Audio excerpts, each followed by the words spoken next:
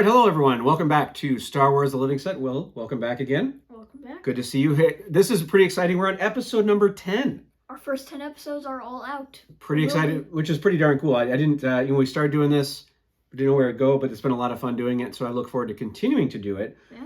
We got a lot of work to do because they make 2 cards every week, and we've been reviewing 4 cards each episode, so it's going to take us a while to catch up. So they're at like what, 400 some? Yeah, 430 I think is where we're at now. 430 somewhere around there. So we got a ways to go. We still have a long time to go. We do, but excited to be back with you guys again for another week or another show. This week we're going to do again 4 cards.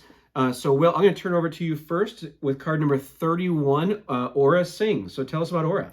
Aurra Sing is number 31, and this one is from the Clone Wars because she actually is in another movie. Okay. Which I actually didn't realize until when I was doing a little bit of research stuff and just kind of rewatching the movies. Okay. She's also very briefly in The Phantom Menace. I did not know. Oh, that's right. I think I do remember that. During the pod race, we see her for about 2 seconds. She doesn't All right. say anything. She's just standing there. Sounds good. Okay, first we're going to the stats, how many they made. They made 1,343. PSA has graded 62. 26 PSA 9s and 35 PSA 10s. Okay. The voice is Jamie Kang. Sure. I'm pretty sure that's how you say it. That sounds good. Not very sorry.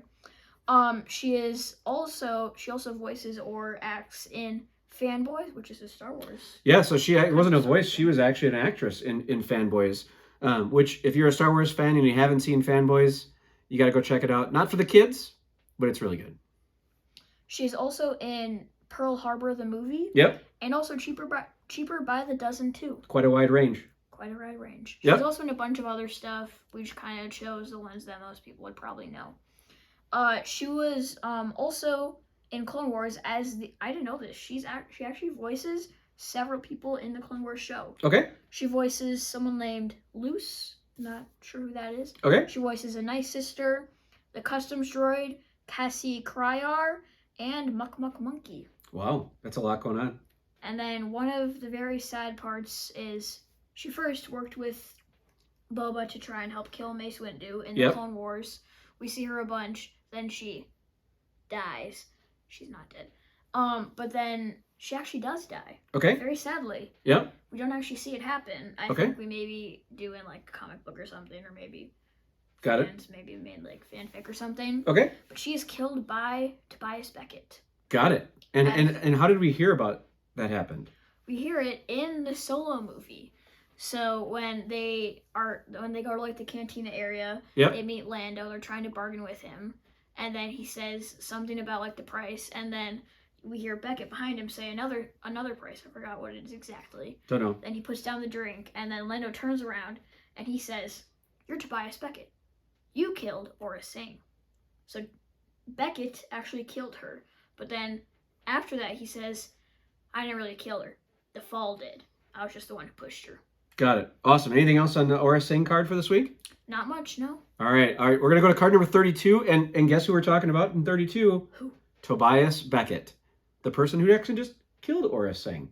I do think it is cool because they kind of line up cards with like certain things. If like there's 2 people that have a connection, or card number 66 is actually Emperor Palpatine. I think it's funny because Order 66. I didn't know that. And it's the one from Revenge of the Sith. It's like him with like in the cloak. Yeah. Literally right as he's saying Order 66. So I thought that was just a fun That is cool. thing. All right. Well, good job, Tops, and whoever else is doing the numbers. That's pretty awesome. All right. We're going to spend some time on card number 32, Tobias Beckett. First off, we'll kick it off on the stats. They made 1,395 of them. 71 currently graded by PSA, 59 PSA 10s, and 11 PSA 9s. So Tobias Beckett, it's a character who's not really with us for very long. He is. He's not. He's only in one movie. Only one movie. I wish we had more of him. I wish we had more of him. Great character. We hear about him in a couple other things, I think. But of course, the actor is Woody Harrelson. So Woody Harrelson, for me, I'm a huge fan of Cheers. So Cheers was probably one of my top 5 TV shows of all time. And to have Woody Harrelson as, he was actually Woody Boyd in the show, to now have him be in Star Wars was a pretty cool thing. Interesting about Woody Harrelson, he's been in a ton of movies. So much stuff. Ton of TV shows. But I pulled out some interesting stats. So a couple interesting things. His dad was actually a convicted hitman. and spent a significant part of his life in jail for killing a federal judge. Wow. In fact, he actually happened to pass away in prison. Wow. It said that Woody Harrelson didn't know him very well, but still an interesting fact. Another interesting one, he actually went to Hanover College in Indiana.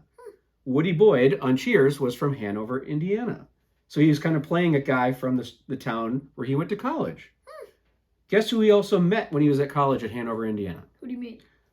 Former Vice President Mike Pence. Really? Yep, they actually became friends at that college, which, again, according to the internet, so it must be true. Mm-hmm. Because the internet never lies. Never lies. 2 other quick facts that I had. Woody Harrelson actually appeared on a 2011 stamp as PETA's, People for the Ethical Treatment of Animals, PETA's 20 most famous vegetarians. He's a vegetarian. Really? And then in 2012, again, another interesting stat for you, he was actually named the sexiest vegetarian alive, and also with Jessica Chastain, who is in a bunch of great movies. So those are very strange and very particular. A lot of facts. They're so cool. A lot of facts. So Tobias Beckett, again, a great character. Woody Harrelson, of course, played a wide range of people in a lot of different movies, from White Man Can't Jump. He was on Cheers. He was on Natural Born Killers, Indy's Proposal. And if for the younger folks, they've probably seen him a lot from the Hunger Games series, where he actually plays one of the champions, who actually is from District 12 as well. Yes, which is interesting. So pretty cool. I was excited to see that Woody Harrelson was going to be in Star Wars. I thought he had some great one-liners. I thought his personality was great. And what you've seen Woody Harrelson go from this goofy guy on Cheers to the wide range that he's been in, truly amazing. Also, I thought this was actually one of my favorite cards so far as art-wise. Yeah, it's a really great card. Yeah. This is like the first time that we really see how talented these artists are. Yeah. With some of them, you can, like, for the example, the one behind you, the Leia. Yeah. At first look, you cannot tell that's a painting. Yeah. But all of these are painted. And to have that skill, like, is exactly from the movie. We see that same shot. It's crazy. At first, I thought it was just a picture until you told me it was a painting. Yep. Chris Penix does an amazing job. Well done. And the other artist, I can't remember his name right now. Well, this is still just Chris Penix so far. It's still just Chris. Because it's not until later, up in the 200s, where we add the other artists. Or it's still Chris. So, again, great card around Tobias Beckett. Love the character. Wish we had more of him. But R.I.P. Tobias Beckett. I really wish he would have stayed longer. Yeah, I agree. All right. Yeah. All right, next card. Card number 33. Wicket Warwick, which is, of course, a great character from Return of the Jedi. A lot of interesting facts. Apparently, the name of the Ewok city that they lived in was Bright Tree Village. Huh. I don't know why we need to know that. I don't know if we're going to send them a letter. I think I actually did hear about that once in a game or something. Pretty cool. But I mean, it also makes sense because it's always a very lit village. Yeah. No pun intended. Oh, but it's just very much lit. I'm saying it again. But it's also in the trees. So yep. It's just a very great place. And I feel like that name just brings it all together and makes it even better. Yep, a lot of great information about not only Wicket, but also, of course, the actor who played him, which was, of course, Warwick Davis. Mm-hmm. Warwick Davis is 11 years old when he actually played Wicket. He was originally supposed to be just a random Ewok, and actually Kenny Baker, who played R2-D2, was supposed to be Warwick Davis. Really? However, Kenny was sick during that time, and George Lucas saw this kind of other extra who was doing a really great job, the way he was acting. He's like, we're going to have that guy be Wicket. Really? So that's how he became Wicket. Huh. And then Warwick Davis has actually been, of course, a ton of other movies. So much stuff. But he's been in 10 different Star Wars movies or TV shows and had played 16 different characters. Wow. You've also probably seen him. He was, of course, was the main star in Willow, which was a great movie. He was also in Harry Potter as Professor Flitwick, which is... Really? Yeah, Professor... Really? Same guy. Yep, which is pretty cool. So... really cool stuff about Warwick Davis, but also obviously Wicket. The other interesting thing about the Ewoks is that in the movie, they're never called Ewoks. No. We don't know any of their names. We never heard any of their names or what they were called. We just knew them as little furballs. Well, and interesting, George Lucas originally had thought up this battle as the Wookiees battling the Empire. However, really? He decided he wanted to have a group a little bit less technologically advanced. They created the Ewoks. And of course, thanks to the merchandise of Star Wars, which merchandise is always great. Yes, it is. That's actually where we got the names of the Ewoks. We got all the names of the characters. and kind of went on and did that forever, which was really interesting. So the last stat I'm going to throw out there for you around Warwick Davis. Warwick actually is one of the founders of a theater company in England called the Reduced Height Theater. And it's actually it's a theater group for exclusively for short actors with reduced sets. So you think of instead of the tables being a regular height or normal height, it's actually a reduced height. So it's actually the entire theater set up that way, which is I thought pretty cool. I think that's very awesome. Because me not being very tall myself, even though I'm still a teenager, I'm still on the lower side. Yep. I think that's super awesome. Yep. So pretty cool this week with Wicket. And really a shout out to Warwick Davis for just doing a great job of bringing that character alive without any, of course, no dialogue, right? Just between sounds and body movement and all that, which was great. So that's card number 33 of Wicket Warwick. I think I might have missed the stats on this one. I got so excited. I don't think you did them yet. No. All right. Well, we'll put it up on the screen so you can make sure they're on there in case I happen to miss those. Okay. Yeah. All right. Will, over to you for the last one this week for us. This one, kind of excited about, kind of not. It is number 34 with a Scout Trooper.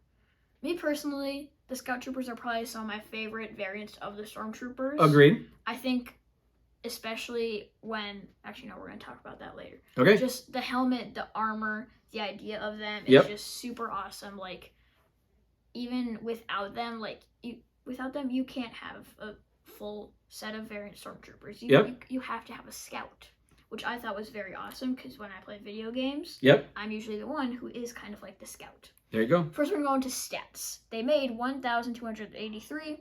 They have graded 69, 34 PSA 9s, and 33 PSA 10s. Okay. Scout Troopers were first seen in Return of the Jedi. Yeah. And just kind of some stuff I learned about when I was researching. They're usually snipers or on speeder bikes. That was the first time we saw them where they kind of came alive. In A New Hope, there wasn't a lot of action with them. They shot a lot. They ran a little bit. Empire, same. Meh. But then all of a sudden, when in Return of the Jedi, especially when they're on Endor, they actually had dialogue. They had dialogue. They're running around. They're doing crazy stuff on speeder bikes, which was pretty cool. So it was great to see them that way. Another one of my favorite parts with Scout Troopers and just Stormtroopers and all, I forget which episode it is exactly, but in The Mandalorian, when we first see Moff Gideon, whichever episode that is. Yeah, it's near the end of, I think, season 1. It's one of the, I think it actually might be the last episode. I think you're right, season 1, or maybe the second to last. Yep. But when they take back Grogu, I'm still going to call him Baby Yoda, and then the 2 Scout Troopers are just chilling there. Yep. They have probably about, like a 10-minute conversation? 7-ish? Yeah, it's not that long, but it's still just fun because they're engaging each other, which is a lot of fun, yes. It's just constant dialogue. It's amazing because in A New Hope, they never have dialogue. The most we do is maybe hear them scream maybe once. Yep. So from then going from say nothing of just these white-faced people, Stormtroopers, to having like a 5-minute conversation with all this dialogue, being very human and making them very human-like because they are humans. Yep. I thought that was just amazing. One of my favorite parts, still is probably one of my favorite parts of Star Wars. Yeah, and of course the best part of the conversation, it's not just them talking, but they're making fun of each other for not being able to hit. Yeah. I think it was like a little, whatever, a rock or a can. It was a little like can or something. Yeah, and they're not that far away. And of course that was the joke that here's these Stormtroopers, Scout Troopers, they couldn't hit it, which of course is always a joke. Stormtroopers can't hit anything. And the best part was that one started, he pulled out like his little pistol. Yeah. Tried to shoot. And the other one was like looking over, and then he was like, Then he pulled out his, and they were both shooting. They were just like, I don't think they ever hit it until they finally had to go, right? No, I don't think they ever hit it, except then when IG 88 came along on his speeder bike. Then it like blew over or something. Oh, that's right. That whole entire area was just probably my favorite part in Star Wars in total. Awesome. Anything else on the Scout Troopers for the week? Nothing much, no. All right. Well, thanks again, guys, for joining us. Another 4 cards down for us. Again, thank you to Chris Penix for a great job on the artwork. Amazing job. If you want to check out the cards, 2 new cards every single week on the Topps website, Topps Star Wars Living Set. Otherwise, thanks again for watching. Leave us a comment, like if you'd like. Otherwise, we'll see you guys soon.